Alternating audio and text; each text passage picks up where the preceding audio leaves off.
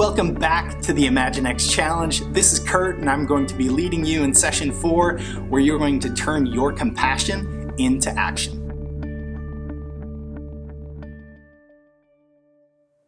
Did your team come up with an idea yet? If you haven't quite settled on it, ask yourselves, is it possible to do both? Or maybe you can start with one and a week or so later, start on the second one. And if not, don't worry. Today we're going to be going through some of this process, and if you realize that first idea that you thought isn't quite the one, that's fine. You can just go back through some of the short exercises that we've done today and start over with that. When you've settled on an idea or ideas, it's now time to create an idea statement. If you've done all the exercises so far in the ImagineX Challenge, this should be easy because it's just a matter of copying and pasting, plugging and playing. Let me show you what that looks like. Here's the formula that we're going to use in order to create your idea statement. We will bless the people that you've chosen to target, who face the problems that you've identified, blessing them in one of the 3 ways that we've talked about, using the solution that comes about with the gifts and talents that you have.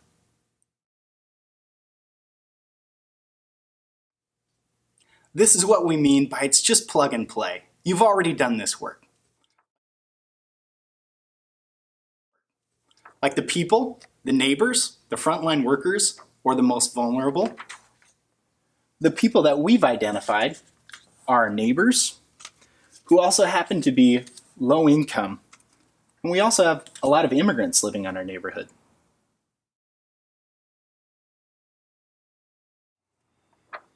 And the problems, the specific pains and frustrations they face during this pandemic.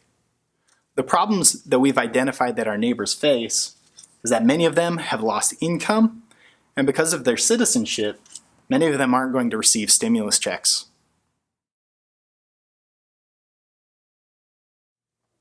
And blessing them in one of the 3 ways that we've talked about: sharing burdens, bringing beauty, or creating belonging. And the way we've chosen to bless our neighbors is by sharing their financial burdens.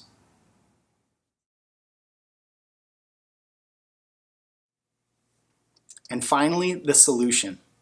This is where your gifts intersect with the pains of this pandemic. Using your knowledge, your connections, your skills, your stuff, or your passions. And as we look to see how our unique gifts cross paths with our neighbors' problems, we realized that we have a knowledge of poverty, we have connections to people with extra, and we have a passion to make sure that no one is left without. Here's an idea statement that we've come up with based on what our ImagineX team has done in order to respond to the financial challenges of those connected to our ministry here in Argentina. We will bless Argentine families who have lost income and won't receive stimulus checks, sharing their financial burdens through a family assistance fund. Here's how we came up with our solution of creating a family assistance fund. For years of living in under-resourced neighborhoods, we've got a unique knowledge of poverty that not everybody has. And we know how much more dignifying it is in order to be able to go out and buy the groceries that your family wants to eat, rather than getting a box full of Spam and canned spinach. And we also know that the pressures of living in poverty can sometimes lead to addictions that gobble up any extra cash that's there. A good solution? Give grocery store gift cards to the moms that we know. They give choice. They limit where and what it can be spent on, and we don't have to do the shopping. Now it's time to take your idea and turn it into an idea statement. Pause the video here, and we'll see you in a few minutes. Welcome back. You've got an idea statement. You have come a long way from that first session when you knew that you wanted to do something, but you didn't know exactly what that was. Now we're going to turn that idea statement into a plan of action. But before we do that, let's turn back to the story of the Good Samaritan. But a Samaritan, as he traveled, came where the man was, and when he saw him, he took pity on him. I prefer how other translations put it. The man had compassion on him. Pity sometimes is just feeling bad and feeling guilty, and it doesn't lead into action, but compassion always does. I'm going to do a little exercise here, and you're just going to see how action-packed these next two verses are. He went to him and bandaged his wounds, pouring on oil and wine. Then he put the man on his own donkey, brought him to an inn, and took care of him. The next day he took out 2 denarii and gave them to the innkeeper. Look after him, he said, and when I return, I will reimburse you for any extra expense you may have. Loving others isn't just how we feel about them. It's expressed through sacrificial action. The Samaritan certainly didn't expect to run into a wounded man on the road that day. But when he chose to make the troubles of this stranger his own, he identified the inn as a key resource. He calculated how much it might cost. He found a trusted partner that he could delegate to. He communicated his plans and intentions to them, and he had a plan for how he was going to pay for any future expenses. He had detailed plans and instructions to make sure that the wounded man made a full recovery. So now we're going to create our action plan. The first step towards doing that is stepping into their shoes. What is the world like as it's experienced through them? What are they seeing? What are they feeling? So we're going to have a little fun with this. We're going to create an avatar. So get out your markers and your pens, and we're going to do some art. Look what Picasso just came up with. Try to top this. You get the idea. You're going to create a picture, and then after that, you're going to create a story of your character. Maybe this might be somebody you know. This is somebody we know. Though we've changed her name, Maria's story is far from fictional. Maria is a mom of 3 kids. She does secretarial work, but is out of a job while stay-at-home orders are in place. Her husband works construction, but only a few days a week as building is slow. Maria and her children are U.S. citizens. Though she and her husband pay taxes, they are not eligible for the $3,900 stimulus check because her husband is an undocumented immigrant. They own their own home, but with smaller paychecks, they fear they won't be able to make their mortgage payment and still put food on the table. Her husband doesn't want to rely on charity, but the desperation is telling her to swallow her pride. Maria's husband has had problems with alcohol in the past, and she worries these additional burdens might drive him to drinking again. Reading through Maria's story, we can begin to get an idea of what her needs are. She needs to make her house payment, and at the same time, get food on the table. And also she has some frustrations. There's her lost income, and secondly, she's not getting a stimulus check. The next part that we're going to look at, helping without hurting, comes to those of you who are specifically looking to share somebody else's burdens. What does it feel like in order to receive someone else's help? How do we ensure that we maintain their dignity and their pride as we do it? So what else do we see in Maria's story that we need to have extra sensitivity to make sure that we're helping without hurting? Our team saw that they had never relied on charity before. And secondly, that addiction problems are a part of their story. So our team could see that through the Family Assistance Fund, grocery store gift cards would be a great solution.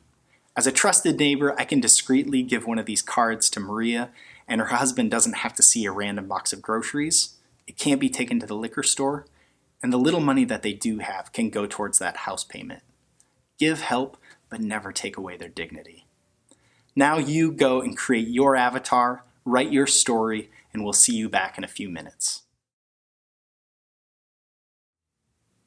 Welcome back. Hopefully you had fun creating your avatar and hopefully did a lot better than I did drawing mine. And now we are going to take that avatar, that idea statement, and turn it into an idea canvas. This is it. This is where you turn your ideas into an action plan. Now let's take a look at what we're going to be doing. The first category we're going to look at right here is in partners. Who might support your idea so that more people can help you bless others, or so that you can bless others better than you would doing it alone? When we thought through ours, we thought of YouthFront. YouthFront's a trusted nonprofit that already receives donations, has a big network of people who love others, so they were an obvious one for us. And our second partner is going to be our friends. We're going to reach out to them to see how they can help. Now on to activities. Activities are the actions you need to do for it to be successful. And in what order do you need to do them? So the first thing we thought of is that we need to identify the families in need. Then we have to create a system to receive those donations.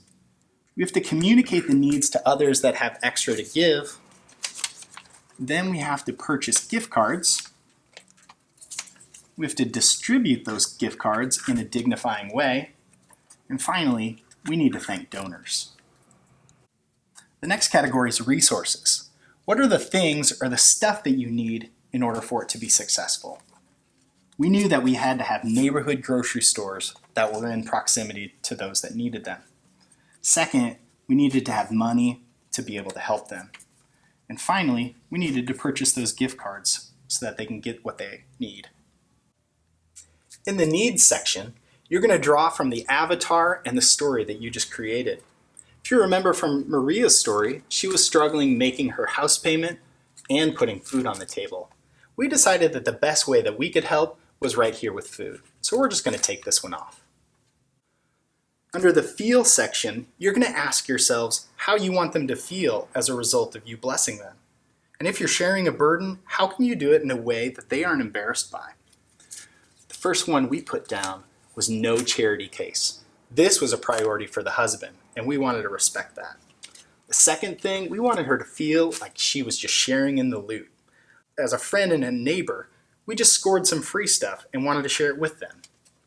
And finally, the last one, we wanted our donors to be able to know that they were giving directly to a cause and they weren't paying somebody's light bill. The connect section is how you're going to communicate and connect with others so they can be blessed. How we're going to connect with those in need are through our neighbors, through our schools, through Snack Shack KC families, and through the Franklin Center food distribution.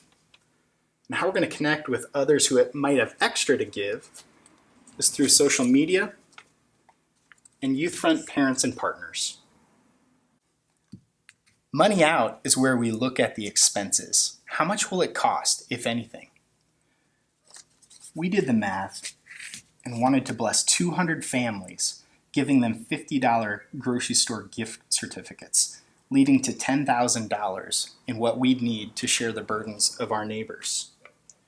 Money in is when we're asking who will pay for the expenses. Your action team? Would others contribute? Would it make sense for a GoFundMe style campaign? We decided we were going to do that. We were going to bring in donations via YouthFront's website, doing a crowdfunding style campaign. This is what a plan looks like, friends. You are so close. It's all right up there in your head. Now it's just a matter of putting it down on paper or cardboard, whatever it is that you have. Now, some of the categories that are up here may not be relevant to how you're going to bless others. But before you skip over it completely, take a minute and just think about what you may have missed. Or how it might be even better if you add a partner or a little bit more money. It could be even better than you'd imagined. We're going to leave you now to create your own idea canvas. If you're feeling stuck, need some extra coaching, or just want to reach out, we'd love to hear from you. Email us at ImagineX@youthfront.com. And as always, on your preferred social media platform, use the hashtag ImagineXChallenge. And one last thing. We truly didn't use our example of the Family Assistance Fund to get you to donate, but here we are. If you've enjoyed the ImagineX Challenge and have anything extra to give, we would love for you to share it directly with our friends in need. Thanks so much. It was a great session. We'll see you for our last one.